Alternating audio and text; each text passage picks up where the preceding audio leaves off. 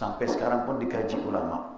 Ada makna-makna yang belum terkuatkan, belum tersibak, belum terbuka. Masya Allah. Yang terbuka sekarang ini. Was-sama'i dzatir raj'i wal ardi dzatis sad'i. Baru terungkap sekarang. Apa makna itu? Was-sama'i dzatir raj'i, kata ulama. Demi langit yang membalikkan kekuatannya. Oh, rupanya baru ketemu. Itu internet tu, Pak. Kekuatan langit dipakai itu, Pak. Internet tu kekuatan langit. Masya Allah. Jadi bisnis, Pak. Bisnis yang paling mahal sekarang, bisnis pulsa. Barang tak nampak tapi harganya mahal. Kekuatan mana dipakai itu? Kekuatan langit. Jadi satelit-satelit itu kekuatan Allah buat memang menghasilkan rezeki yang luar biasa. Cuma kita tak bersyukur. Itu yang ngomong Zakir Naik, dia bilang. Ketemu Al-Quran zaman sekarang. Ternyata bisnis yang paling mahal internet tu. Dulu kita beli barang tak nampak. Kita beli barang kan nampak. Yang bisa dimakan, bisa disimpan. Sekarang beli barang tak wujud barang. Beli pulsa. Masuk kampung tak ada sinyal. Macam mana Pak Ustaz? Tak ada sinyal ni. Belilah sinyal. Sinyal dia beli.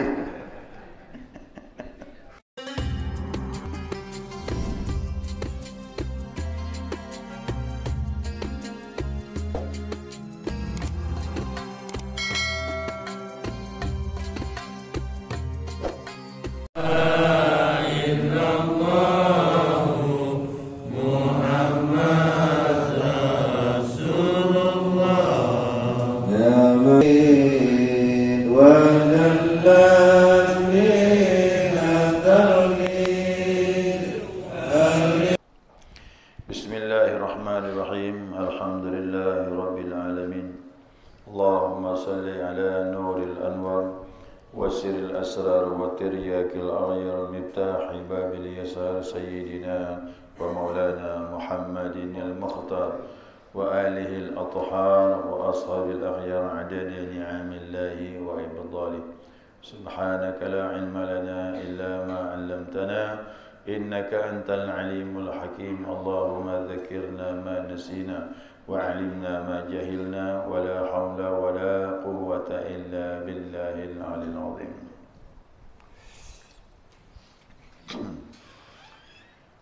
Qala musannif rahimallahu ta'ala wa nafa'ana bi 'ulumihi fid dharain amin.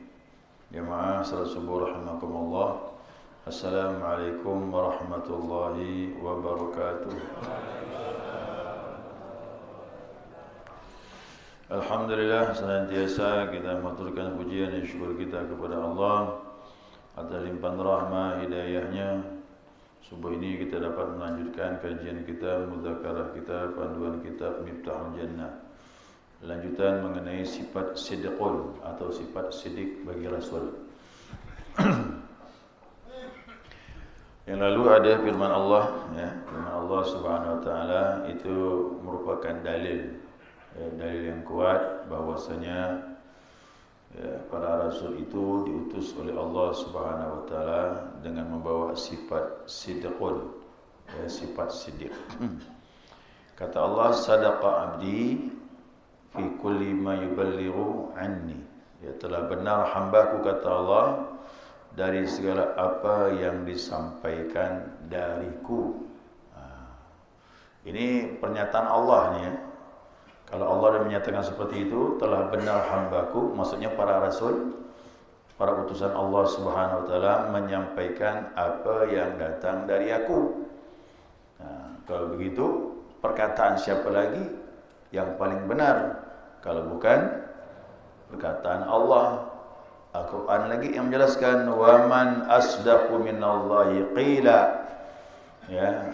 Kata Allah bilang, siapa lagi yang paling benar perkataannya dari Allah? Makanya setiap kita baca Al-Quran, kita katakan sadaqallahul azim. Itu Nabi tak buat begitu, tapi ulama yang menyatakan seperti itu. Dianjurkan mengucapkan kalimat itu pengukuhan, jangan ragu dengan firman Allah Subhanahu wa taala. Nah, maka jika jaiz dusta bagi segala rasul. Nah, jaiz itu memungkinkan. Boleh iya, boleh tidak. Ya. Kalaulah memungkinkan dusta bagi segala rasul. Kalau memungkinkan rasul itu berbohong, gitu. Ya, maka niscaya jaiz pula memungkinkan pula dusta bagi Allah. Yang kena ni yang memutuskan tu. Ya, itu hukumnya begitu. Kalau rasul itu memungkinkan berbohong, berarti Allah juga bohong. Itu berani bilang Allah bohong. Itu secara akal begitu, hukum aklinya. Karena yang membenarkan yang berdusta itu adalah dusta. Allah membenarkan Nabi sebagai utusannya. Kalau memang Nabi ini berbohong, berarti yang mengutuskan juga bohong dia. Demikian itu satu kekurangan. Nah, kekurangan bagi Allah mustahil. Demikian juga kekurangan bagi Rasul pun mustahil. Ya, kalau Rasul itu bohong, Allah juga bohong. Kalau begitu, kekurangan bagi Allah. Masa mengutus pembohong? Itu. Ya, kalau begitu bagaimana? Nah, maka dikatakan ini hal yang mustahil. Maka apabila mustahil dusta, niscaya wajib baginya bersifat siddiq. Nah, kalau Allah mustahil berdusta, berarti rasulnya pun mustahil berdusta. Kalau rasulnya mustahil berdusta, maka wajib bersifat siddiq dan wajib kita percaya. Kalau kita ragu dengan sifat siddiq bagi rasul, nah berarti cacat iman. Berarti iman kita diperselisihkan ulama. Ya, diperselisihkan oleh Nabi Muhammad SAW dan diperselisihkan lagi oleh Allah. Artinya tidak diaku Allah keimanan kita kalau kita ragu dengan utusannya. Apalagi Rasul yang sangat sempurna, Nabi kita Muhammad SAW. Ya. Nah, itu dasarnya. Ya, daripada ulama mengambil hukum dalil akli, ya, menetapkan wajib bagi Rasul itu bersifat siddiq. Tambah lagi untuk membenarkan siddiqnya para utusan Allah ini, yakni mukjizat. Setiap Rasul pasti punya mukjizat, masing-masing berbeda-beda karena sesuai dengan keperluan pada masa dia dakwah.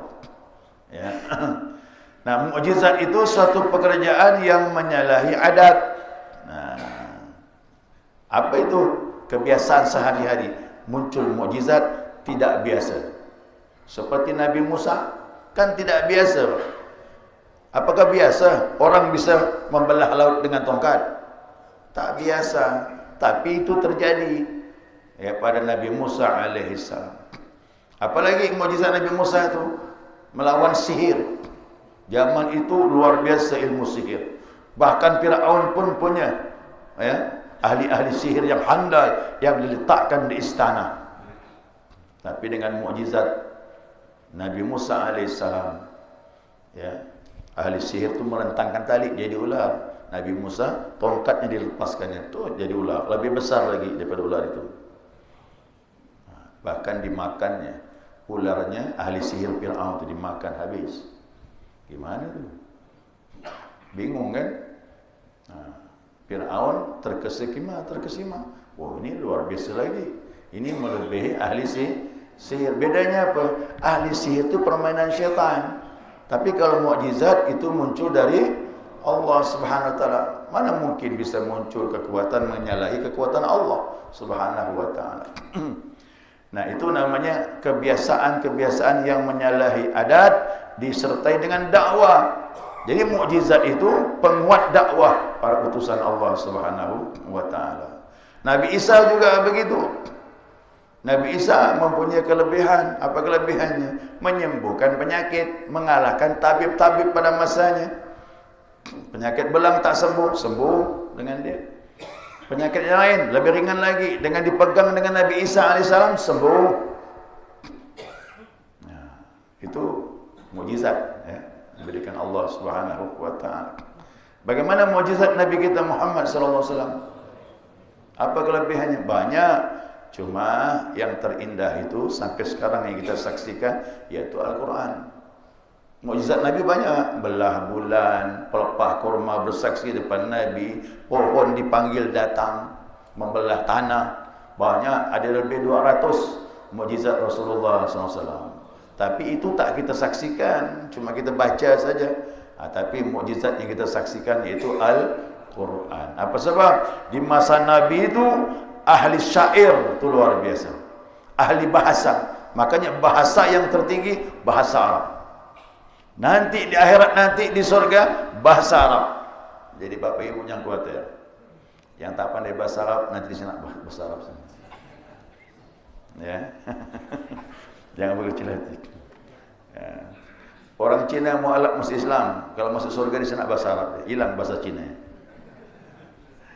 Jangan khawatir. Ya. Makanya jangan membenci orang Arab, itu pesan Nabi. Ini maaf, zaman sekarang ini rejim ini diajak-ajak kita nih membenci orang Arab. Apalagi gubernur Jakarta itu kan keturunan Arab. Mau muncul ditekan-tekan, macam-macam isu dibuat. Ya, Masya Allah, ini manusia ini pada urusan kepentingan dunia, macam-macam cara dibuat. Ini cerita dunia sebenarnya, Pak. Padahal, adakah Nabi mengajar membedakan suku-suku? Tidak ada. Itu orang yang rusak agama itu, membedakan suku-suku. Apa kata Allah? Inna akramakum indallahi, takwa itu yang membedakan. Suku tidak. Takwa itu yang membedakan. Siapapun engkau, kalau ada takwa, tinggi nilaimu di sisi Allah Subhanahu wa taala. Tengok Bilal di Rabah. Bilal, orang kulit hitam, rambut keriting, bibir tebal. Cukup dah sudah. Tapi mulia dari sisi Allah Subhanahu wa taala. Sampai Nabi mengatakan, "Sami'tu na'laka fil jannah." Aku dengar bunyi sendalmu di surganya Allah Subhanahu wa taala. Ada suku tak masuk. Ini cerita dibuat-buat ni sekarang ni. Ini cerita dunia. Ya, orang India ya tahu dah. Dunia he kata dia. Dunia he. Dunia banyak orang berkecam, bertengkar, berebut-rebut. Dibuatlah isu macam-macam. Bahkan Nabi mengatakan, ana Arabiyun, aku orang Arab. Hati-hati itu. Berarti kau membenci orang Arab? Aku orang Arab, kata Nabi. Al-Quran lughahnya bahasa Arab. Dan bahasa di surga bahasa Arab, kata Nabi. Ya, jadi insya-Allah bahasa Arab ni bahasa yang tertinggi sastranya, luar biasa. Karena kita bukan orang Arab, ya, belum paham Al-Quran. Tapi kalau orang Arab sendiri, dia kagum. Kenapa? Bahasa mereka. Ada seorang, dia belum beriman dengan Nabi, Walid bin Mughirah. Ya, Walid bin Mughirah, dia termasuk ahli bahasa sastra yang nomor 1, handal. Jadi orang Arab ini kalau dah ketemu dengan Nabi, udah tak jalan. Tergamam semuanya, termenung, tak bisa ngomong. Datang ke kaumnya bilang, ni kena sihir Muhammad, gitu dia. Padahal Nabi baca Al-Quran, bukan kena sihir. Mereka terpukau dengan kalimat yang disampaikan Rasulullah SAW. Al-Quran itu firman Allah, bukan perkataan Nabi. Walid bin Mughirah disuruh Abu Sufyan dengan pemuka Quraisy, lawan Muhammad, beri dia kalimat-kalimat yang dia pun tercengang. Biar kita bisa mengalahkan bahwasanya apa yang disampaikan Muhammad itu terkalahkan dengan ucapan wahai Walid bin Mughirah. Baiklah, datang di hadapan Nabi, diungkapkan kalimat yang indah-indah. Nabi jawab dengan surah Taha ayat 1 sampai ayat 8 saja. Nabi mengungkapkan bahasa tersebut, Al-Quran 8 ayat. Termenung Walid bin Mughirah gini, tak bisa ngomong. Langsung tidak ada perkataan dengan Nabi, kembali kepada kaumnya. Kaumnya nengok Walid bin Mughirah diam begitu. Kena sihir ni. Kan sama nasibnya kena sihir juga. Walid macam mana? Udah kau tantang Muhammad? Apa kata Walid bilang? Ucapan Muhammad itu dia bilang seperti pohon. Akarnya kuat, daunnya lebat, ranting-rantingnya kokoh, buahnya banyak, kata dia. Nah, gimana itu? Bingung kan? Itulah ucapan Muhammad, kata dia. Tak bisa apa-apa kita. Nak ngomong apa? Nah, jadi bahasa Arab itu, Al-Quran itu bahasa yang tinggi. Sampai sekarang pun dikaji ulama. Ada makna-makna yang belum terkuatkan, belum tersibak, belum terbuka. Masya Allah. Yang terbuka sekarang ini. Was-sama'i dzatir raj'i wal ardi dzatis sad'i. Baru terungkap sekarang. Apa makna itu? Was-sama'i dzatir raj'i, kata ulama. Demi langit yang membalikkan kekuatannya. Oh, rupanya baru ketemu. Itu internet tu, Pak. Kekuatan langit dipakai itu, Pak. Internet tu kekuatan langit. Masya Allah. Jadi bisnis, Pak. Bisnis yang paling mahal sekarang, bisnis pulsa. Barang tak nampak tapi harganya mahal. Kekuatan mana dipakai itu? Kekuatan langit. Jadi satelit-satelit itu kekuatan Allah buat memang menghasilkan rezeki yang luar biasa. Cuma kita tak bersyukur. Itu yang ngomong Zakir Naik, dia bilang. Ketemu Al-Quran zaman sekarang. Ternyata bisnis yang paling mahal internet tu. Nah, dulu kita beli barang tak nampak. Kita beli barang kan nampak. Yang bisa dimakan, bisa disimpan. Sekarang beli barang tak wujud barang. Beli pulsa. Masuk kampung tak ada sinyal. Macam mana Pak Ustaz? Tak ada sinyal ni. Belilah sinyal. Sinyal dibeli. Ya, biarpun mahal dibeli orang sekarang, insya-Allah. Nah, itu kekuatan langit terungkap surah tadi, surah At-Tariq tu, Pak. Was-sama'i dzatir raj'i wal ardi dzatis sad'i. Demi bumi juga yang mengeluarkan apa yang tersimpan dalam bumi. Oh, masya-Allah, dalam bumi itu. Semuanya ada. Kenapa kau tak bersyukur, kata Allah Subhanahu wa taala.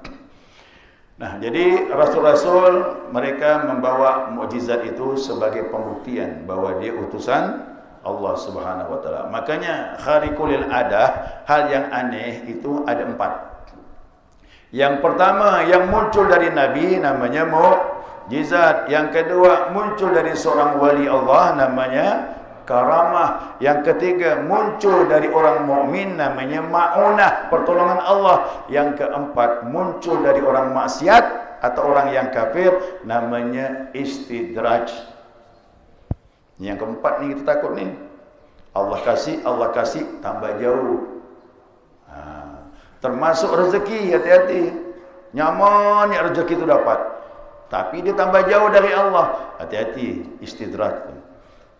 Atau juga dulu taat, dibuka rezeki, lupa ibadah jadinya. Hati-hati, istidraj. Maka jangan maksa Allah. Ya Allah beri rezeki yang banyak.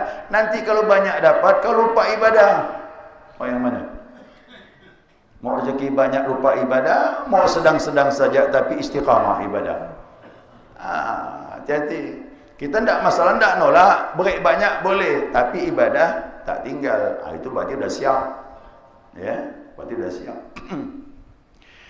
Nah, orang-orang yang diberi istidraj ini bagaimana kata Allah?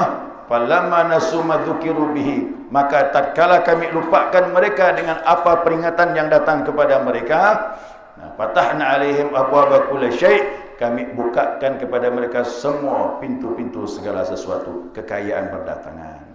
Hatta idza farihu, tatkala mereka bergembira, nah, bima utu, sebagaimana kami datang kepada mereka, akhadnahum baghtatan, kami tarik pelan-pelan. Nanti Allah tarik secara pelan-pelan. Akhirnya faidahum mublisun, waktu itu mereka berputus asa, kata Allah. Jadi yang punya rezeki banyak, ibadahnya kendor, istidraj tu. Ya. Nah, kita tidak masalah, tidak nolak, tapi bagaimanapun Allah beri kita istiqamah ibadah kepada Allah Subhanahu wa taala. Ya, jangan sampai sesuatu melalaikan kita kepada Allah. Nah, jadi karamah itu banyak terjadi, ya, karamah-karamah. Seperti karamah yang disebutkan di dalam Al-Quran, Siti Maryam bisa makan buah-buahan bukan pada musimnya. Ashabul Kahfi tidur dalam gua 309 tahun. Itu karamah, dia bukan nabi itu. Dia orang yang saleh. mempertahankan iman mereka mengikuti Nabi Isa alaihissalam. Contohnya agamanya Yahudi sampai muncul Nabi Isa, dia tetap eksis ibadah kepada Allah dan tidak menyekutukan Allah Subhanahu wa taala. Tidur 309 tahun. Masya Allah. Itulah tanda-tanda hari kiamat. Nanti bapak ibu dalam kubur tidur. Bangun hari kiamat, kan bagus. Nyenyak tidur. Setengah hari rasanya. Begitu bangun hari kiamat. Ya. Jadi tidur itu urusan Allah, bukan urusan kita. Bahkan Allah menyatakan tidurnya Ashabul Kahfi 309 tahun, tanda-tanda begitulah nanti Allah membangkitkan manusia dalam kubur. Ya, tergantung tadi, ada sebentar tidur, ada yang sedang, ada yang terasa lama betul. Kemudian mukjizat lagi, karamah yang terjadi zaman Nabi Sulaiman alaihissalam. Nabi Sulaiman ni punya mukjizat, kerajaan dikasih, kerasulan dikasih, harta pun dikasih, menguasai manusia, bahkan jin. Jin pun dikuasai oleh Nabi Sulaiman. Bahkan burung-burung pun taat dengan Nabi Sulaiman. Hebat Nabi Sulaiman. Tetapi Nabi Sulaiman minta. Ya, mohon maaf nih. Tapi salahkah Nabi Sulaiman minta? Tidak. Nabi Sulaiman akan menunjukkan kepada manusia pada waktu itu bahwa kalau aku pun bisa kaya dengan izin Allah. Jadi kaya miskin itu variasi Allah beri. Namun kerajaan Nabi Sulaiman itu sebagai mukjizat. Rasulullah macam mana? Rasulullah dikasih tapi ditolak. Jauh Pak bandingan apa? Nabi Sulaiman dikasih tapi minta. Ya, ini ayatnya nih saya sampaikan. Apa kata Nabi Sulaiman? Rabbighfirli wa habli mulkan. Hai Tuhanku, ampunkan dosaku, beri aku kerajaan.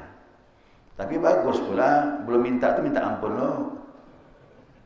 Sebenarnya kita gitu. Minta sama Allah, minta ampun loh. Istighfar banyak-banyak, baru minta. Ngaku banyak salah, baru dikasih. Ini Nabi Sulaiman, Rabbighfirli wa habli mulkan. Hai Tuhanku, berilah aku kerajaan, la yanbaghi li ahadin min ba'di, yang tak seorang pun yang layak untuk dapat kecuali aku. Innaka antal wahhab, sesungguhnya engkau Maha pemberi sesuatu.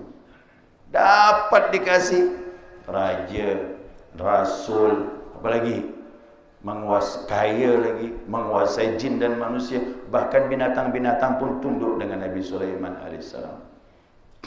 Rasulullah, Jibril datang, ya Muhammad, aku datang dari Allah. Allah menawarkan kepada engkau dua pilihan, kau mau yang mana?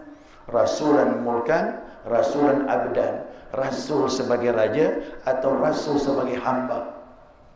Nabi bilang, sampaikan kepada Allah, aku milih yang kedua, rasulan abdan, seorang rasul dan seorang hamba. Kita Pak, kau ditawarkan Allah, milih mana? Kurang lagi. Nabi Sulaiman yang dapat, kita apa yang kita tak dapat? Ya. Jadi Rasulullah itu nangis gitu Pak. Ditawarkan, dia tolak sama. Dia tak mau nanti umatnya salah jalan. Kalau aku kaya jadi raja, nanti berarti siapa yang tak kaya tak ikut sunnah. Gimana Pak? Berarti sunnah kaya, nanti berbahaya. Dan Nabi Sulaiman akhirnya ditegur sama Allah. Dia sempat lupa salat asar kerana mengurus kerajaan. Sempat ungkapkan Al-Quran sama Quraisy itu panjang lebar diuraikan dalam tafsir itu. Masya Allah. Pun sempat ditegur sama Allah. Makanya kita rezeki kalau dapat dikasih Allah, kita sudah siap. Artinya kita tidak goyang. Nabi Sulaiman ya sempat lupa salat asar sekali. Kita berapa kali? Itu pun kerajaan tak dapat Pak, asar pun lewat masih. Itulah Nabi Sulaiman, Masya Allah. Orang yang banyak, maaf, Nabi-Nabi itu diambil hal dunia ini saja. Nabi Sulaiman, macam mana bisa kaya? Apalagi bisa mengendalikan jin. Ikut doa Nabi Sulaiman. Tak usah lah, nanti rusak kita. Lama-lama kita jadi jin. Kita jadi jin. Jin itu maaf, biarpun dia Muslim, tapi kadang-kadang melalaikan kita kepada Allah. Subhanahu wa taala. Dia sama dengan kita. Ya, tidak ada ilmu yang paling indah kecuali ilmu yang dibawakan oleh Allah melalui lisan Nabi kita Muhammad sallallahu alaihi wasallam. Nah, di zaman Nabi Sulaiman itu semuanya tunduk kepada beliau, bahkan jin. Nah, kata Nabi Sulaiman, aku kepingin kerajaan Balkis yang di Yaman itu dipindahkan ke Palestina. Jauh tu Pak, bukan dekat-dekat tu. Ya, orang Yaman tu tahu berapa jarak Yaman menuju ke Palestina tu.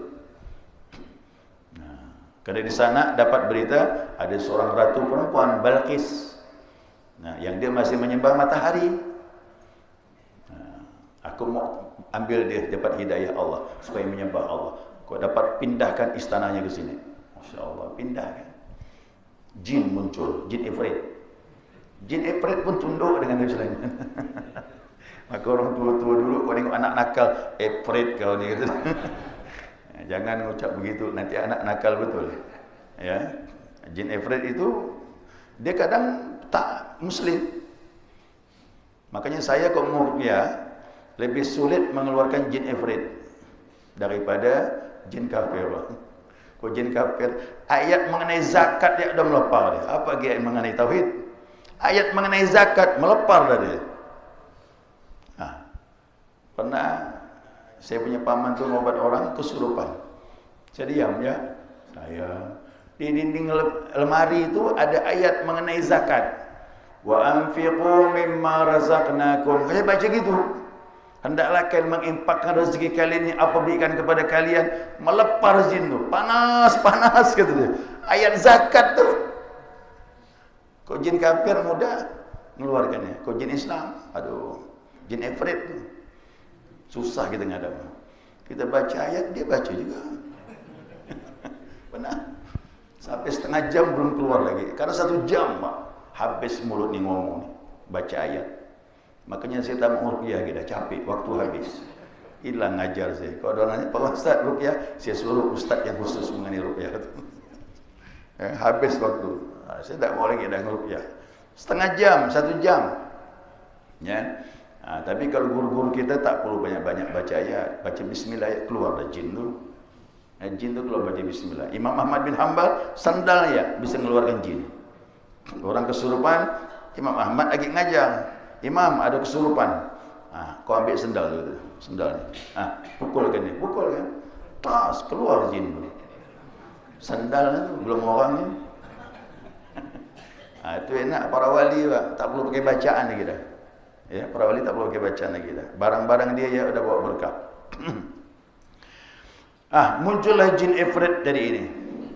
Ya, dia menyanggupi permintaan Nabi Sulaiman untuk memindahkan istana Ratu Balkis dari Yaman pindah ke Palestin. Surah An-Naml mengabadikan ini. Qala ifritun minal jin, maka berkatalah ifrit daripada jin, ana atika bihi qabla an taquma min maqamik. Aku akan datangkan istana itu kepada engkau, hai Sulaiman, kata ifrit, sebelum kau berdiri dari tempat dudukmu. Nabi Sulaiman kan raja, duduk di kursi. Nah, berapa jarak rentang waktu antara duduk dengan berdiri? Rentang waktunya Pak, lama dah tu. Sebentar. Jin bilang, aku pindahkan istana sebelum kau berdiri dari tempat duduk.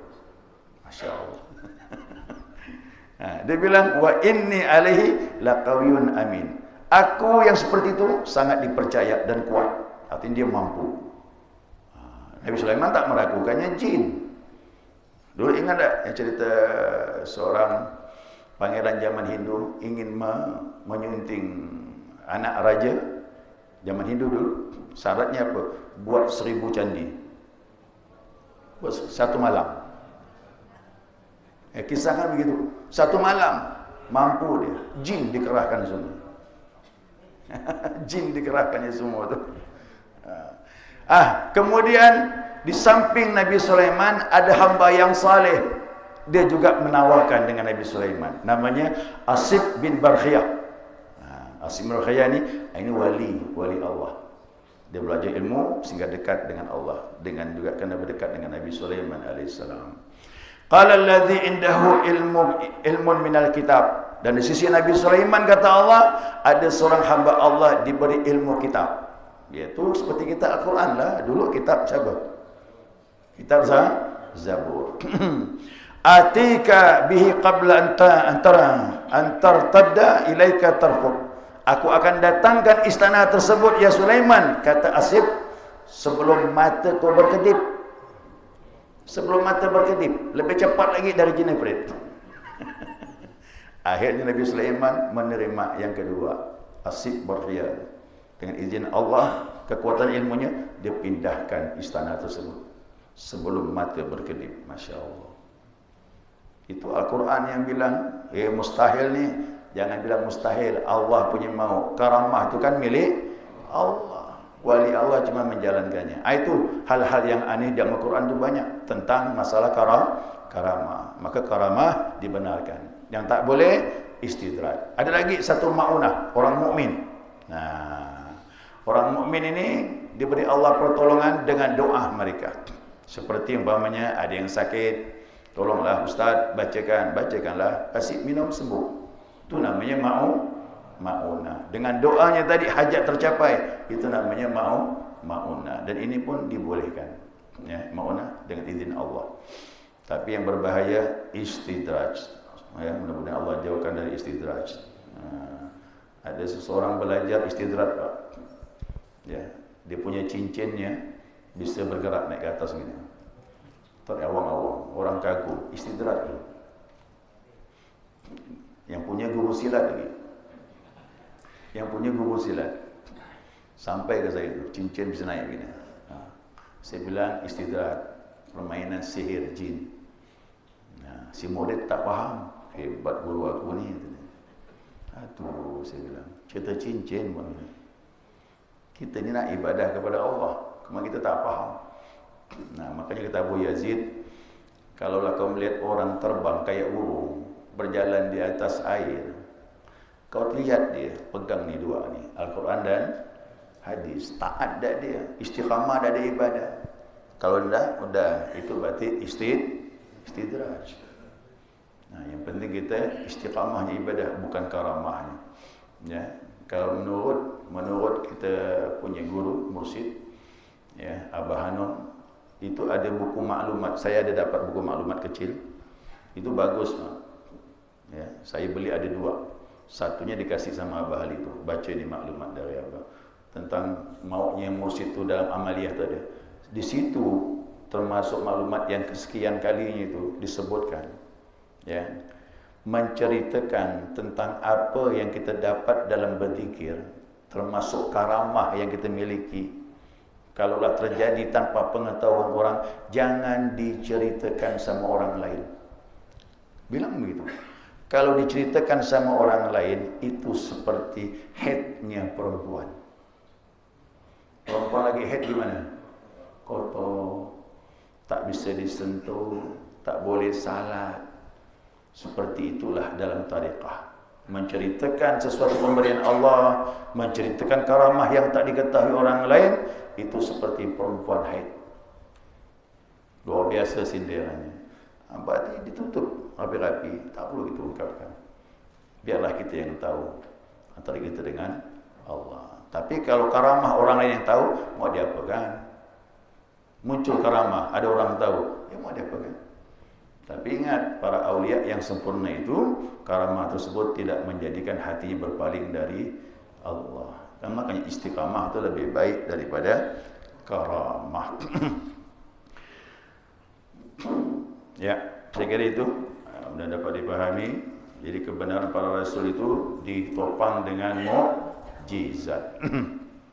Subhanakallahumma wa bihamdika asyhadu an la ilaha illa anta astaghfiruka wa atubu ilaik.